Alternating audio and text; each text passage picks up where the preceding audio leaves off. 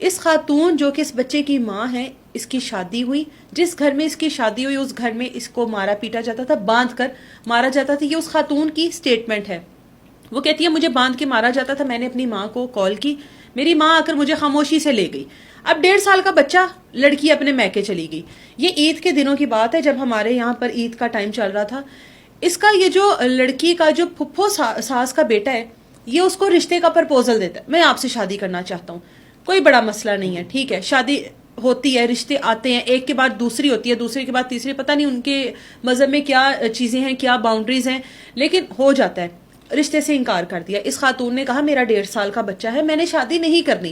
ایک عورت پہلے ہی شادی کے ایسی ایکسپیرینس سے گزری ہے جہاں پر اس کو باندھ کر مارا جاتا ہے، گھر میں بند کیا جاتا ہے.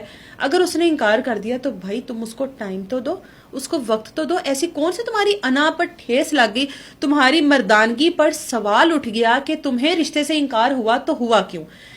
اس نے اس بات کو درگزر نہیں کیا بلکہ اپنی انا کا مسئلہ بنا لیا. یہ کریانہ سٹور چلاتا ہے. اب یہ اس خاتون کے گھر جاتا ہے تب جب وہ خود اپنی بوا کے گھر گئی ہوتی ہے، جس کو پھپھو کہتے ہیں، وہ خود اس کے گھر گئی ہوتی ہے. جا کر اس کو کہتا ہے کہ میں اس کو، بچے کا کہتا ہے کہ میں اس کو لے کر جانا چاہتا ہوں چیز دلوانے. اس خاتون نے کہا یہ اپنا ہی ہے، کون سا کوئی غیر ہے، اپنا ہی ہے، اس کا نام ہے وراج. کہتی ہے کہ لے جاؤ. ارد کوئی پاس خاتون بیٹھی تھی، اس نے کہا فلانے کو ساتھ بھیج دو. اس نے کہا اپنا ہی ہے، چچا ہی ہے، پھر کیا ہوا، یہ پاس تو جا رہا ہے، ٹافی دلوانے لے کے جا رہا ہے. اس نے میرے بچے کو اس کے حوالے کیا کہ لے جاؤ، گھر کے پاس ہی تو دکان ہے. گھر سے نکلے، کچھ گھر چھوڑ کر کچھ ہی فاصلے پر سی سی ٹی وی فوٹیج میں یہ سارا کچھ ریکارڈ ہوا، جہاں پر اس شخص نے 24 سیکنڈ میں بچے کو اٹھا رہا ہے، پھینک رہا ہے، اٹھا رہا ہے، پھینک رہا ہے. ایسے تھا جیسے کوئی کھلونا ہے، کوئی پلاسٹک کی کوئی چیز ہے اور اس کو اٹھا کر زمین پہ مار رہا ہے.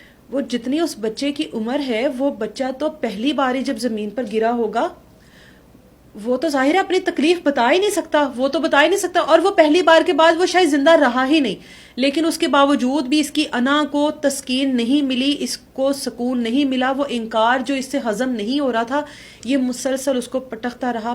اس بچے کے جسم کی ایک ایک ہڈی ٹوٹ چکی ہے. اس کی جو گردن ہے وہ جھول رہی ہے، یعنی کوئی بیلنس نہیں ہے، اس کی گردن کی تمام تر ہڈیاں ٹوٹ چکی ہیں. اس کے بعد یہ بچے کو اٹھاتا ہے اور لے جا کر گھر میں چھوڑ آتا ہے. خاتون جب اپنے بچے کو دیکھتی ہے، ظاہر ہے وہ تو ماں ہے، اس نے جب بچے کو دیکھا، بچہ نڈھال ختم، ایک ایک اس کے جسم کی ہڈی ایسے تھی جیسے بچے کو جہاں پر مرضی آپ روٹیٹ کر لو. بچے کو اسپتال لے جایا جاتا ہے، ڈاکٹرز کہتے ہیں کہ اس کے ساتھ ہوا کیا ہے. مطلب کوئی بچہ کسی اونچائی سے بھی گرے تو شاید اس بچے کا یہ حال نہ ہو جو اس آدمی نے اس کو زمین پر مار مار کے اس کا یہ حال کیا.